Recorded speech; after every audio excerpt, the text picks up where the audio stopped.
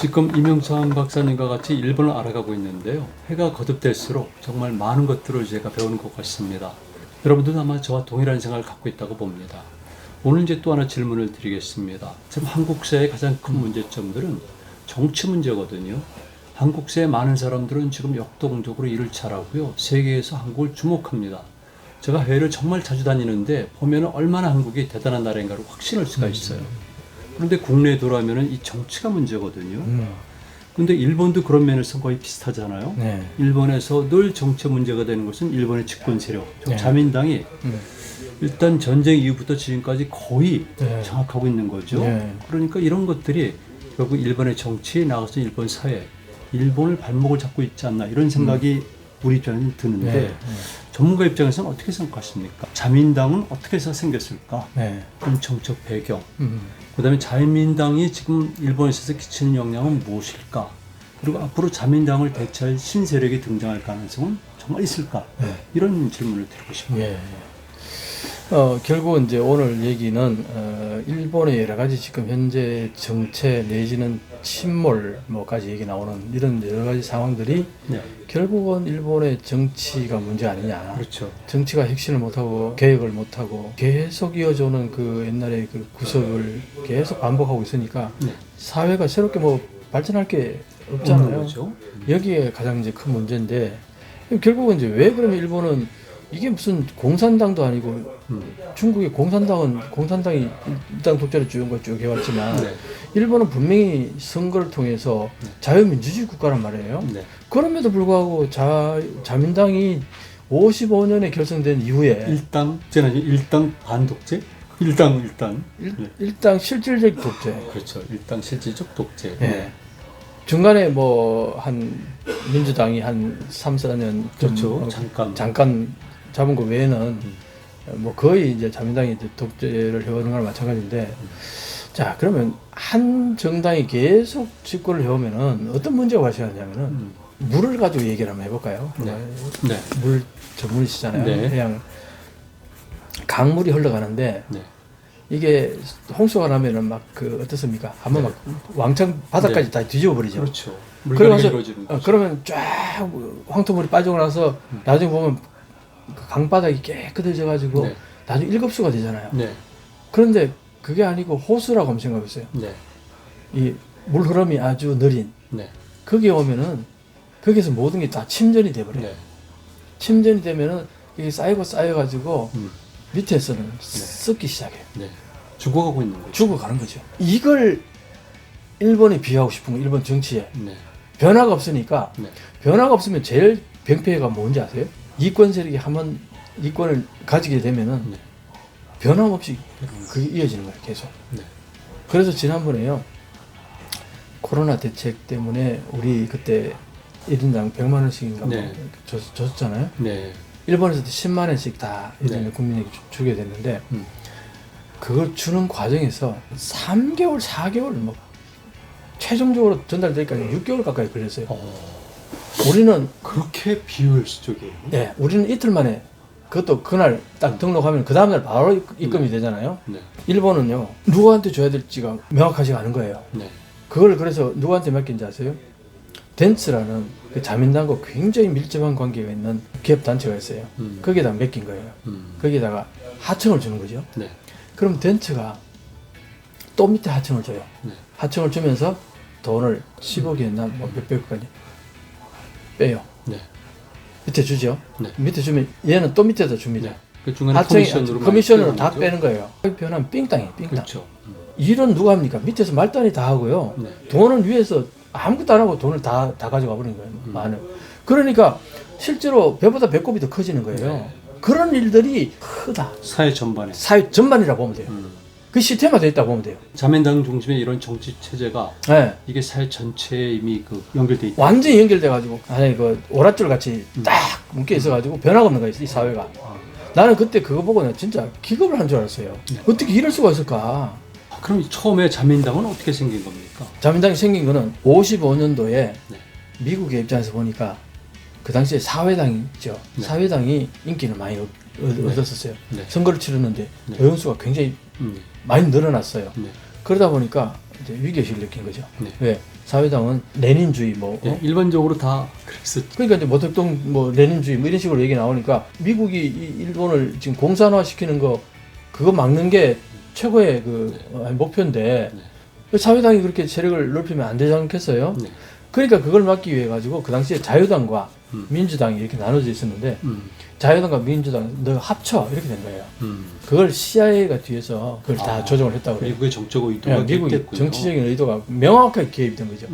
그냥 CIA가 이 자민당을 탄생시킨 거죠. 네. 그러니까 이제 이 자유당과 민주당이 탄생되고 사회당 3등분 돼 있었다고 보면은 이 두 개가 합치니까 이게 1이고 이게 1이 될 수 있잖아요. 네. 그런 분포로 이제 가기 시작한 거예요. 그러니까 선거를 하면은 이게 대통령제가 아니고 이게 저기 내각제다 보니까 네. 항상 다수 국회의원을 갖는 당이 수상이 되는 거 아니에요. 그렇죠. 그러니까 이게 자민당이 잠입니다. 계속 이제 다수 의석을 가지게 되는 거죠. 사회당이 많이 따라왔을 때도 결코 얘는 넘지는 못하는 거예요. 고수준은 안 되는 거예요. 그러니까 이 부분 때문에 계속 이 자민당이 정권을 잡아 쭉 해서 온 거죠. 그게 미국의 영향이 굉장히 많이 작용했습니다. 그러면 처음에 자민당이 구성될 때 구성 멤버들이 있고요. 네. 그다음에 그 이후에 자민당이 계속 발전해 가면서 그 멤버들이 또 계속 구성될 거 아니에요. 그렇죠. 그럼 초기에 구성 멤버들의 성격이 있겠죠. 아니면 전범과도 연관될 수가 있고 자본가랑 연관될 수도 있고 그리고 그 이후에 계속해서 연장이 되는데 그들의 성격은 어떤 차이가 있습니까? 전전 세력, 전전의 정치 세력 있잖아요. 네.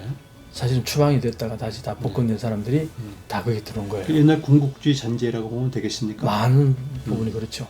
그런데 이제 그 한 축은 요시다 시게루가 외무성 출신이에요. 그 외교관이 총리를 하면서 네. 아까 얘기했잖아요. 헌법 개정 강하게 반대했던 이유가 이 전전 세력들이 들어오는 걸 막기 위해서 그랬던 거예요. 정치권도 마찬가지죠. 어떤 면에서는. 네. 그래서 이제 이쪽에 정권을 넘겨주지 않기 위해 가지고 관료 출신 정치가들을 계속 양성을 했어요. 이 요시다가. 그게 자민당의 비둘기파. 전전 세력의 거물급 정치가들이 복귀했는 그 흐름은 어떻게 보면 전전의 그 세력하고 이어지는 거죠. 자민당 내부를 크게 보면 두 가지 부류로 나누는데 그렇게 볼 수 있는 거죠. 하나는 전전파들, 네. 하나는 비둘기파들은 거기에 반대되는. 전후에 이제 관료 출신자들이 주로 많았다. 이렇게 이제 좀 나눠진다고 하는 거죠. 근데 그들이 결국 기득권세로 고착은 된 거죠. 그렇죠. 그 두 세력이 이제 완전히 기득권을 형성하는 거죠. 키시노부스케상은 흔한 전전 세대에 완전히 전전 세대 딱 그거죠. 그 출신들이 지금도 자민당에서 가장 큰 힘을 발휘하지 않습니까? 가장 큰 힘을 발휘하지는 않았어요. 그게 아까 얘기했잖아요. 비둘기파들이 그 당시에는 일본이 경제가 좋을 때는 거의 중심 세력이었어요. 주류 세력이었죠. 그 아베는 주류가 아니고 비주류였어요. 전전 세력들이 비주류였다고. 그렇죠. 비주류였기 때문에. 왜냐하면은 일본이 평화법 하에서는 평화적인 어떤 움직임 이런 것들을 국민들이 지지하는 입장이었다고. 전전판을 우리도 안 좋아하지만 일본 국민들도 별로 그렇게 좋아하는 편은 아니었다고요. 그랬는데 아베가 들어서고 나서 완전히 그렇죠. 색깔이 바뀌기 시작했죠. 그때부터 주류가 바뀌기 시작한 거예요. 네. 이 비둘기파들이 밀리기 시작하고 매파들이 이제 더 득세하기 시작한 거죠. 그게 결정적인 결과로 나타난 게 아베 정권인 거죠. 네. 그런 맥락을 가지고 있군요. 네. 그럼 이런 것들은 일본이 전통적으로 가지고 있었던 봉건제와도 연관이 됩니까? 근데 봉건제 이제 말씀드리는 건 이거예요. 네. 지금 자민당에서 거물급 정치인들은 총리도 하고 뭐 이렇게 하는 사람들은 대부분이 그 지역 대대로 국회의원 해온 사람들이에요. 네. 할아버지 때부터 네. 가원리에서 네. 이것도 장인 정신인지 모르겠어요. 정치의 장인 정신인지 모르겠어요. 네. 할아버지 총리했거나 할아버지가 거물급 했던 사람들은 손자는 거의 거물급 정치인으로 커요. 네. 그게 지분 가지고 있는 같은 느낌이 들 정도로. 이게 봉건 정치의 유습입니까? 그렇게 보이는 거죠. 그게 단절이 안 됐다는 거죠. 2차 세계대전이 그렇죠. 끝나고 나서 그게 단절이 됐어야 되는데 냉전으로 인해 가지고 그게 원위치 되면서 단절이 안 된 거죠.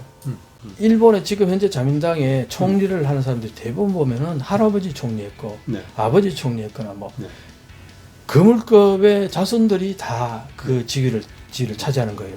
그러니까 이게 소위 말해서 뭐 주식이 있다면은 그 대주주가 딱 정해져 있는 거예요. 그렇죠. 그게 소위 말하는 그 지역의 유지인 거죠. 그렇죠. 일본의 봉건적 시스템이 봉건 시스템이 그대로 이어진다고 보면 되는 거죠. 예전 일본에 번주들이 있었고 네. 번주에 조그만 영주들이 있었죠. 그렇죠. 그 영주라고 네. 보면 되는 거죠. 아버지가 만약에 총리하다가 어부지 총리 같은 경우에 대표적인데 네. 어부 총리가 갑자기 죽었잖아요. 네. 아들이 아들이 아니라 딸이에요. 딸인가? 딸이 유학하고 있다가 와서 20대 후반이었어요. 음. 급거 귀국해가지고 바로 국회의원 돼요. 네. 국회의원 돼가지고 뭐라는지 알아요? 이제부터 열심히 공부하겠습니다. 의정 활동을 위해서. 근데 우리는 좀 이해하기 힘든데. 우리는 이해가 안 되죠. 되지.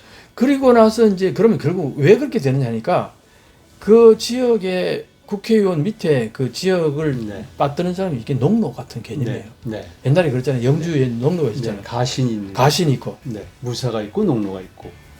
이게 그 행세가 그대로 있다고 나는 보는. 그대로입니다. 그래서 봉건주의의 연속으로 그대로 이어지고 있다고 나는 보는 거죠. 그러니까 하기시만 하더라도 이 또 요시다 쇼인이 있고 이 또 히로부미 있고 아마 오쿠보도 거기 출신 같은데 네. 그 세력들이 결국 어디면 기시노부스케로 오고 네. 그게 지금까지 해서 아베로 오거든요. 네.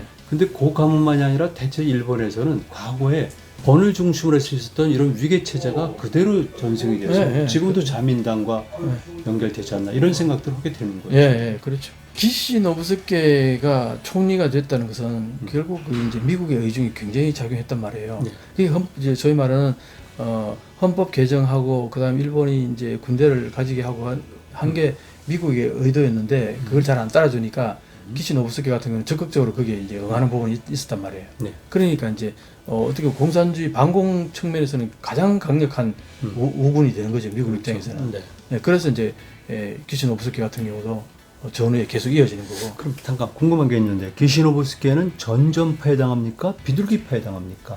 명백하게 그 매파지요. 네. 전전의 정치가죠. 네. 그 사람 A급 전범 용의자니까요. 그래서 결국은 나중에 아베 신조까지 예, 이어지는 거죠. 그 매파 같은 계문 같은 가문이죠. 매파죠. 네. 그러니까 그게 이제 소위 말하는 그 지역의 영주인 거죠. 영주죠.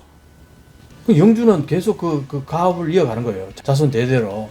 그렇다면 앞으로 일본의 정치사는 급변은 힘들겠군요. 급변은 힘들다고 보는 거죠. 그렇다면 일본 정치의 급변이 힘들다면 혁명이 불가능하다면은 네. 결국 일본 사회 자체의 변화도 어려울 것이고 그렇다면 한일 역전이 될 가능성은 더 커지겠네요. 그렇다고 보는 거죠. 상당히 저는 그렇게 해서 10년 지나면요. 확실하게 우리 전체 규모도 일본하고 비슷해질 거라 저는 봐요. 우리는 그럼 일본 자민당은 어떤 식으로 봐야 됩니까? 특히 정책 위반자들이. 한국의 정치인들이 과거에는 친일파들이 주로 좌지우지했기 때문에 네. 일본의 정책이나 자민당의 실체를 잘 모르거든요. 네. 그런데 새로운 정치 세력들이 되면 일본 자민당의 한계 이런 것들을 분명히 알아야 되거든요. 그걸 알아야죠. 네, 그래서 어떤 조언을 해주시겠습니까? 그래서 이제 지금 현재 자민당의 그 아이덴티티를 보면은 한국을 한참 아래로 봐요. 아직도. 이 사람들은 지금 현재 세상이 어떻게 돌아가는지 관심도 없고 자기가 지금까지 생각하고 있던 거기에서 그대로 오물한 개구리식으로 생각하는 거죠. 그러니까 무슨 민도가 일본의 민도가 높아서 코로나 뭐 사망자 수가 적다. 그거 유럽의 어떤 지도자가 전화해가지고 거기 일본은 어떻게 사망자가 그렇게 적었냐 했더니 일본의 민도가 당신네들하고 다르다 그딴 소리를 해서요. 그런 한마디로 말해서 내가 그걸 보고 경악을 금치 못했어요. 일본의 민도가 지금 어떤 수준인데 얘는 완전 자다가 봉창 두드리는 소리도 아니고 그런 사람이 아직도 일본의 자민당의 부총재를 하고 있고 얼마 전에 한국 와가지고 관계 좋게 하고 갔다는 얘기를 나오는데 그 사람이 한국에서 무슨 이제 전쟁이 터져가지고 난민들이 이렇게 동해를 넘어오면 다 총으로 쏴 죽여야 된다. 그 얘기 했던 사람이에요. 그래요? 네. 그런 글들이 있어요. 그러니까 한국에 대한 인식 자체가 얼마나 저열한지 그런 거 알면은 그런 사람들하고 같이 뭘 어떻게 한다는 것 자체가 그건 있을 수 없는 얘기거든요. 그렇죠.